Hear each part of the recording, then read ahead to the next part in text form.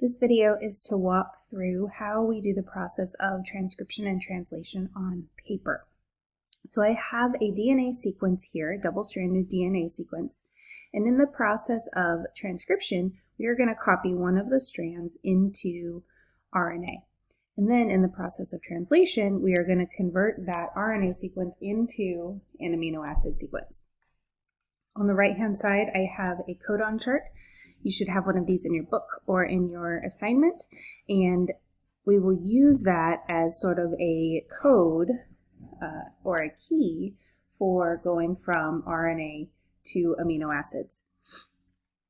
When you transcribe a sequence of DNA, you always want to use the template strand. I'm just going to label one here. Usually you'll be given the template strand, or you'll be asked to figure it out. But I'm going to tell you that we're just going to use the top strand here as our template strand. So we have our double-stranded DNA molecule, and we need to make a single-stranded RNA. Now remember that in RNA, we use uracil, not thymine. So that means that if we have an A in our DNA, we need to insert a uracil in our RNA. The opposite is not true. If we have a thymine in our DNA, we still use an adenine in our RNA because T always pairs with A, and we do put adenine in our RNA. So let's go through making our complementary strand. So if we have a T, we're going to insert an A. If we have an A, we're going to insert a U. And if we have a C, we're going to insert a G. C pairs with G, G pairs with C,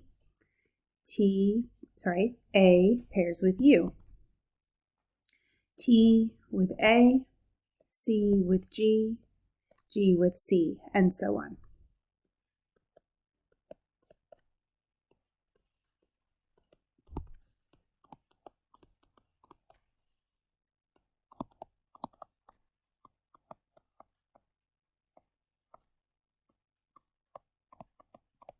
So everywhere I have a C in my DNA, I insert a G. If I have an A, I insert a U.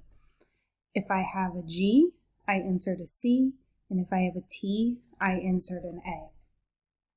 So now we're going to take this RNA sequence and we're going to convert it into a protein. So I'm just going to rewrite it here.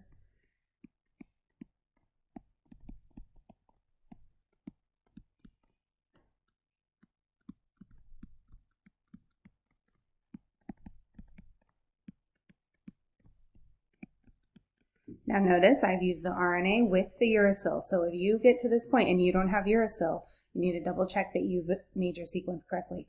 And you need to double check that for your DNA, you insert a U instead of a T. All right, so let's use this codon chart. So on the left side, we have the first letter. So it's going to correspond to the first letter of our code. On the top, we have the second letter. On the right, we have the third letter. So I'm just going to look A, U, G. This is my first sequence. So first letter A, second letter U. So A, U, G. A, U, G. That's our first codon, and that corresponds with the methionine amino acid. You can just write the abbreviation. Now this methionine is actually a start codon. AUG is our start codon. If we insert a methionine in the middle anywhere, it's just a methionine. Next one is GCU. That corresponds with alanine. AGC, serine. UUG, leucine. And so on. I will just fill in the remaining ones.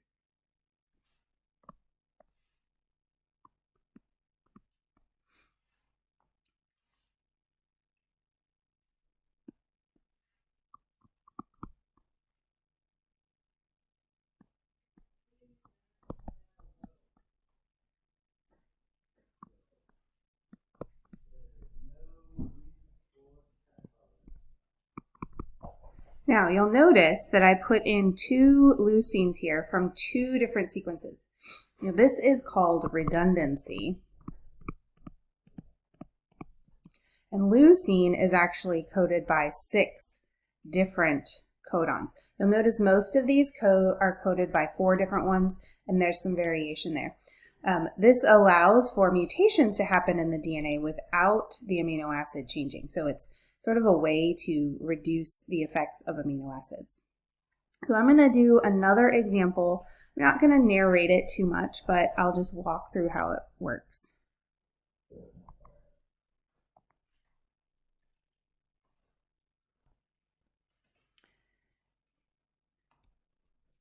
C codes for G,